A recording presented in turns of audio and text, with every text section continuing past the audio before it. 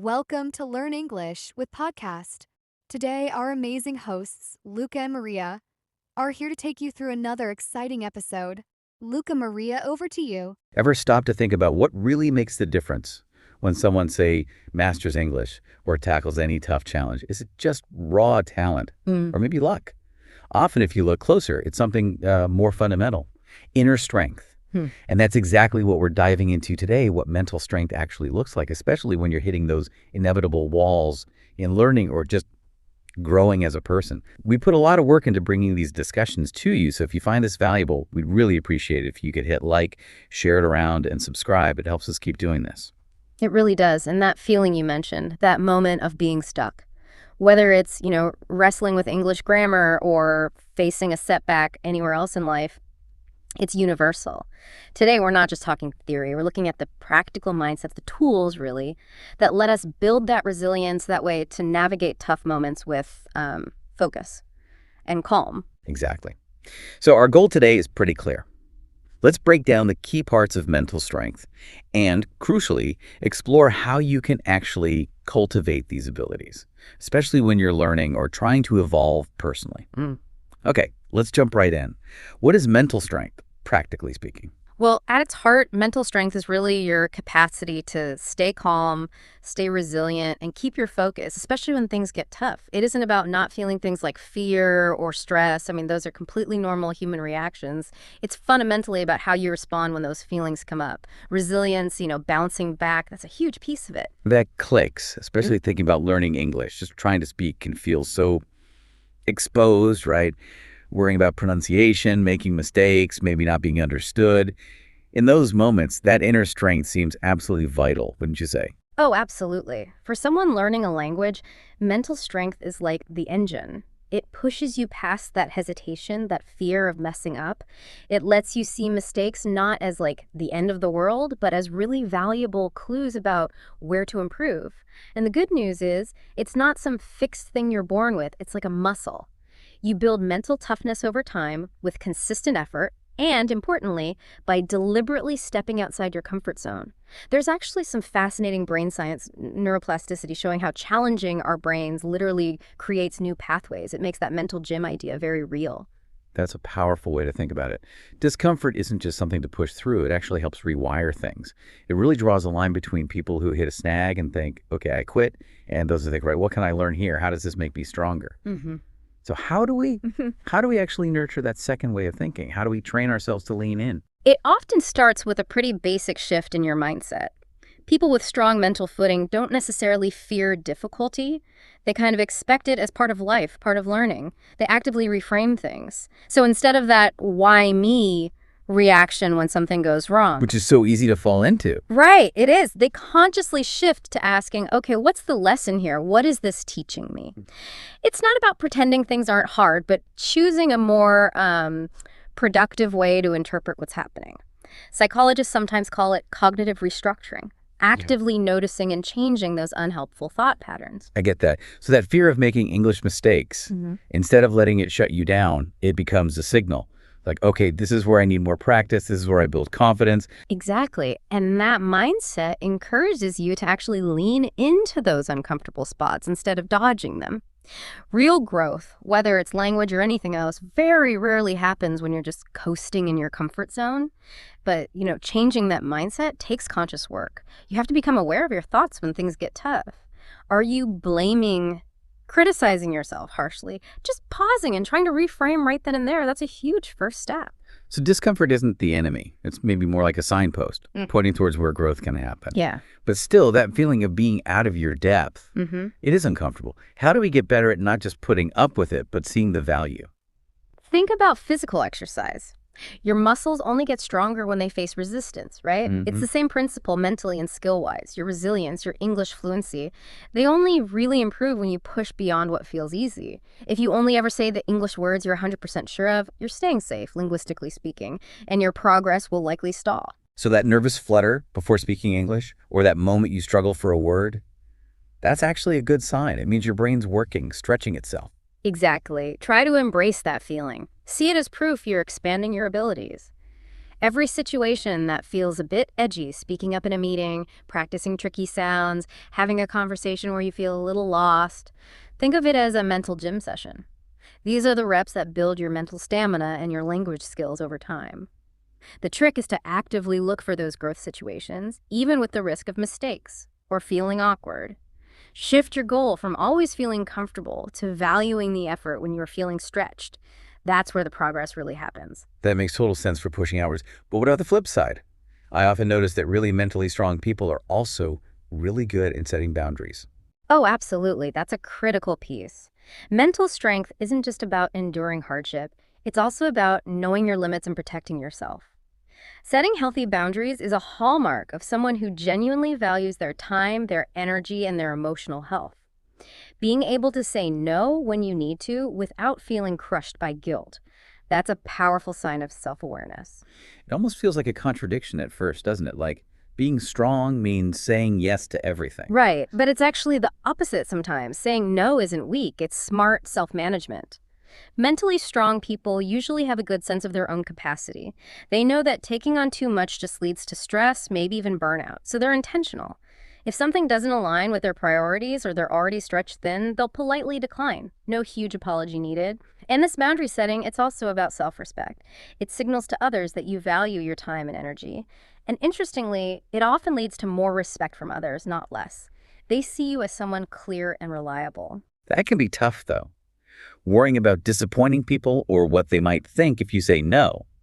That fear of judgment is real. It definitely is. But mentally strong people learn that trying to please everyone often means sacrificing their own needs. They prioritize their well-being over constantly seeking approval. By setting those boundaries, they actually create space for what's truly important. Relationships, meaningful work, just overall balance. Okay, another thing I see with mentally strong people is how they view, Hmm. themselves compared to others. They don't seem caught up in that constant comparison game. That's a really sharp observation. They largely manage to sidestep that trap. They seem to understand fundamentally that everyone's on their own unique path. Different starting lines, different hurdles, different timelines. Trying to measure your worth against someone else's highlight reel, especially online, is just, well, it's pointless, like comparing apples and oranges. Yeah, especially now with social media showing these perfectly curated lives, it's so easy to fall into comparing. Exactly. You see the polished version, not the messy reality behind it. Mentally strong folks tend to resist that pull. Instead of looking outwards all the time, they look inwards.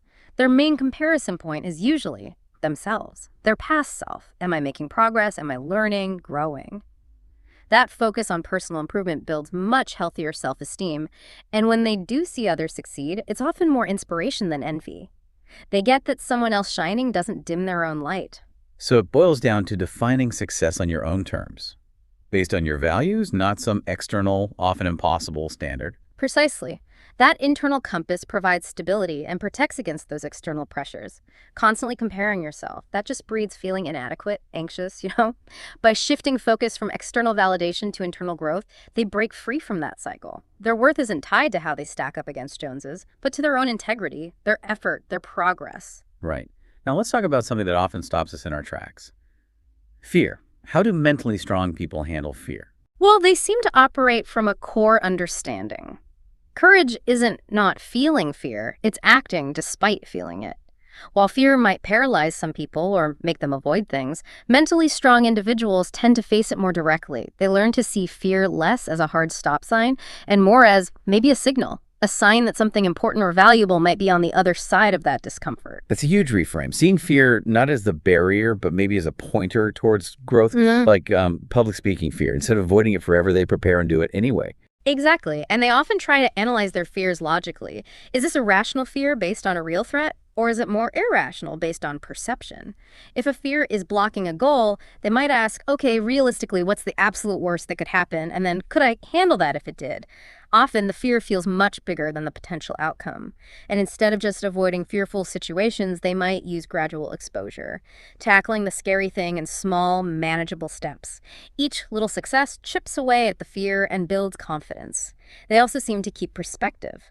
The fear of failing or being judged shouldn't be the main driver of decisions. Setbacks happen, but the regret of not even trying, that often feels worse in the long run. So it's like developing a different relationship with fear. You acknowledge it, you don't ignore it, but you don't let it call all the shots. Precisely. Use it as data, maybe an indicator of something worth doing, but don't let it paralyze you. Okay, let's shift gears slightly.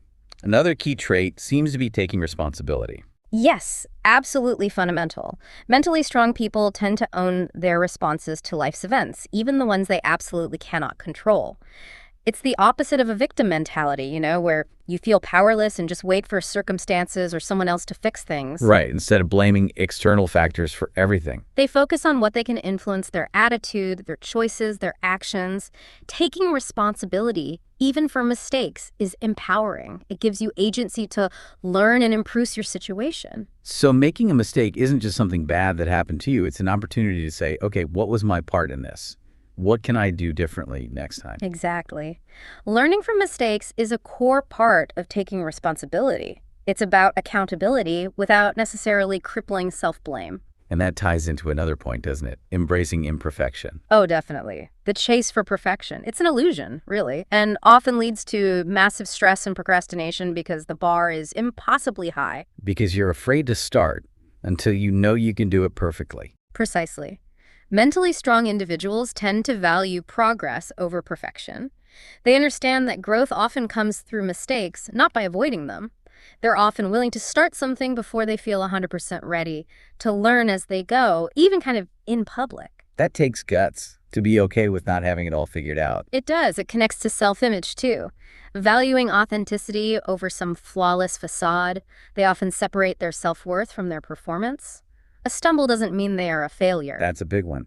Perfectionism is often rooted in fear, isn't it? Fear of judgment, fear of not being good enough. Very much so. Letting go of that perfectionistic drive frees up so much mental energy. Okay, and related to learning from mistakes is this idea of just continuous learning in general. Yes, lifelong learning seems to be embedded in their approach. They typically have a growth mindset, believing abilities can be developed. They see change not just as something to endure, but often as a chance to learn something new. So instead of resisting change, they lean into it. Like if their job changes, they see it as a chance to develop new skills. Exactly. They're proactive about seeking knowledge, applying it, reflecting on experiences. Failure isn't the end. It's just more data for learning. It's like they're always in beta mode, always improving. You could say that. It keeps them adaptable and resilient. And amidst all this effort and challenge, where does something like gratitude fit in? Gratitude is surprisingly powerful for mental strength. It's about consciously shifting focus. Instead of dwelling on what's wrong or what you lack, you actively look for and appreciate what you do have, even small things. Even when things are genuinely tough. Especially then sometimes.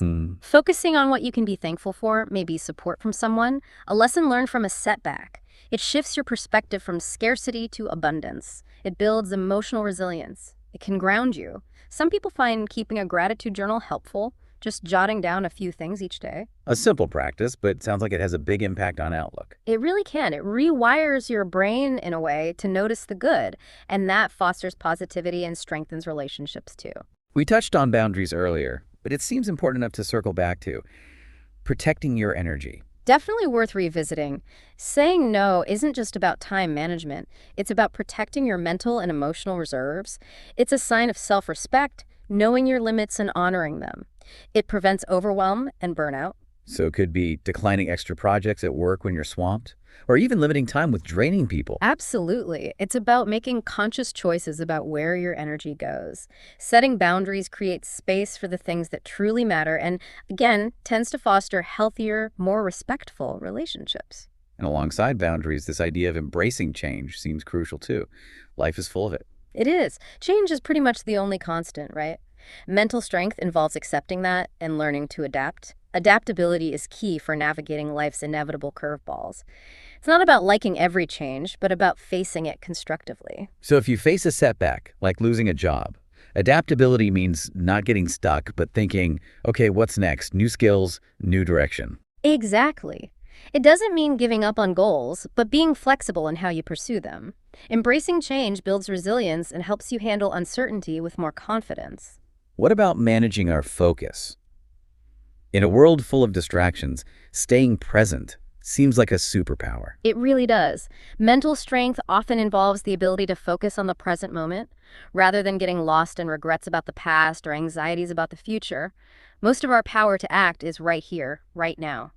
Staying present reduces stress and allows for more effective problem solving. So if you're facing a big work challenge, instead of endlessly worrying, you focus on the specific tasks you can actually do today. Precisely. Mindfulness practices can be really helpful tools. Here are techniques to anchor yourself in the present. It also helps you connect more deeply in relationships because you're actually there. Oh, we don't have to do all of this alone, right? What about support systems? Hugely important. Mentally strong people understand the value of connection. They don't see asking for help as weakness. They cultivate a network of positive, supportive relationships, family, friends, mentors, maybe even therapists or coaches. People who offer encouragement, perspective, maybe just a listening ear. Exactly. This network acts like a safety net. It provides emotional support and helps you bounce back when you stumble, and it's reciprocal. They offer support back too. Makes sense. And what about our relationship with ourselves? Self-compassion. Oh, that's critical. Being kind to yourself, especially during failures or hard times. It's not about making excuses, but acknowledging your struggles and imperfections without harsh judgment. Treating yourself with the same kindness you'd offer a friend. So if you make a mistake, instead of beating yourself up endlessly, you acknowledge it, learn from it, and talk to yourself with understanding. Yes. It involves taking care of yourself mentally, physically. It helps maintain emotional balance and stops that negative self-talk spiral. Self-compassion fuels resilience. And all these strategies seem to point towards focusing energy effectively, like focusing on what you can actually control. Absolutely. There's so much in life we can't control. Wasting energy worrying about or fighting against those things is draining and unproductive.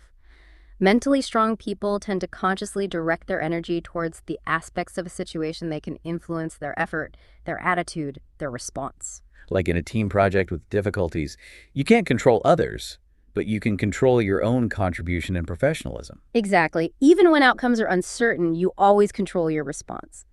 Focusing on what's within your control brings a sense of agency, purpose, and surprisingly, peace.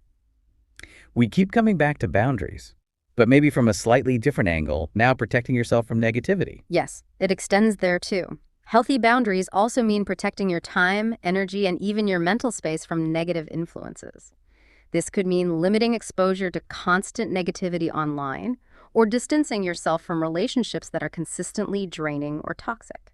It's about consciously curating your environment, in a way. It is. Saying no to things that deplete you, whether it's overcommitment or negativity, creates room for positivity and things that align with your values. And embracing change, we mentioned adaptability. But is there more to it, like seeing opportunity? Yes, it's also about cultivating a mindset that sees change not just as something to cope with, but as a potential opportunity for growth, new experiences, new directions. Again, think of a job loss. Adaptability is coping. Embracing change might be seeing it as a chance to pursue a passion or retrain for something new. It's about managing the difficult emotions that come with the change, but also looking for the potential upside. That's a more proactive stance. Okay, what about solitude? Is being comfortable alone part of mental strength? It often is, yes. Not in an antisocial way, but valuing time alone for reflection, recharging, processing things. Mentally strong people generally don't rely solely on others for validation or happiness. They can find contentment and peace in their own company. So enjoying solo activities, being comfortable with quiet time for thinking? Exactly. That comfort with solitude fosters self-awareness, focus, and inner calm. It's different from loneliness. It's chosen solitude. And driving much of this seems to be a sense of purpose. A strong sense of purpose is incredibly powerful. Knowing why you're doing what you're doing provides direction and motivation, especially when things get hard.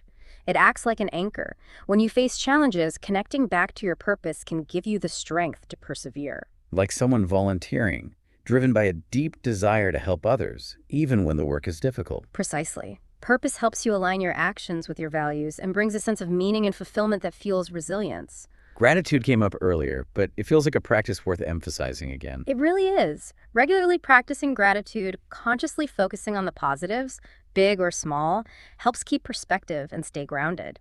The benefits for mental well-being are significant: reduced stress, increased happiness. Even during tough times like financial stress, finding things to be grateful for can shift your emotional state. That daily habit, maybe the journal, really reinforces that positive focus. It does. And as we said, it strengthens relationships and builds overall resilience. It's a simple tool with profound effects. Now, learning from failure. We touched on mistakes, but failure itself. Seeing failure not as an endpoint, but as a crucial part of the learning process. It's data. Mentally strong people tend to reflect on what went wrong, analyzing the situation, their actions, but without getting bogged down in self-blame. Like an entrepreneur whose venture didn't succeed, they analyze why, learn lessons, and apply them to the next attempt. Exactly. This approach builds resilience because failure loses its paralyzing sting. It makes you more willing to take calculated risks, knowing that even a setback is a learning opportunity. And taking responsibility again, but maybe focused on actions and consequences. Yes, owning your choices and their outcomes. It's about accountability. Instead of making excuses or blaming others when things don't go well, taking responsibility empowers you to make changes. Like if you didn't get a promotion, instead of just being bitter, you seek feedback on what you could improve. Precisely. It builds integrity and facilitates growth. It's linked to self-discipline, following through on commitments to yourself and others. What about self-care? We hear that term a lot. Self-care is crucial, and it's holistic, emotional, mental, spiritual, physical. It's not just bubble baths, though those can be nice. It means prioritizing things like adequate sleep, nutrition, exercise, relaxation, maybe mindfulness or therapy. And back to boundaries, saying no to prevent burnout is self-care. It's about creating an internal and external environment where you can thrive, not just survive. And relationships, not just having a support system, but actively cultivating positive ones. Yes, consciously choosing to invest time and energy in relationships that are supportive, uplifting, and reciprocal. And equally important, recognizing and distancing yourself from relationships that are consistently negative or draining. Quality over quantity. Deep connections matter. And it's about giving back, too. These positive relationships become a source of strength and perspective. Absolutely. They buffer stress and enhance well-being. Finally, maybe the ultimate test. Staying calm under pressure, in the face of real adversity. That ability to remain composed when everything seems to be going wrong is a key aspect of mental strength. It doesn't mean feeling nothing, but it means managing those intense emotions so you can still think clearly and make rational decisions. Like in a crisis, being able to step back, assess objectively, and decide on the next logical step, rather than panicking. Exactly. Mindfulness and grounding techniques can help here. Staying calm allows for effective problem solving and often inspires confidence in others, too. Wow. We've covered so much ground. It's clear that mental strength isn't just one thing.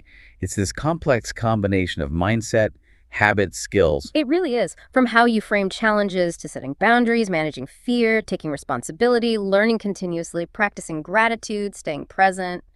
It's multifaceted. And the most important thing, I think, is that these are all things you can actively work on. It's not fixed. Definitely. So as you're listening, maybe reflect on which of these areas resonates most with you right now. Where could you maybe take one small step? Perhaps it's about how you approach making mistakes in English or setting a boundary you've been avoiding. What's one thing you could try applying from our chat today? That's a great question to leave people with. It's an ongoing journey, this process of building inner strength. Absolutely. And if this deep dive has been helpful for you, please do like, share, and subscribe. Your support truly makes it possible for us to keep exploring topics like this. Thank you so much for joining us today as we explore the different facets of mental strength. When Lisa moved to a new city for her dream job, excitement quickly gave way to overwhelm.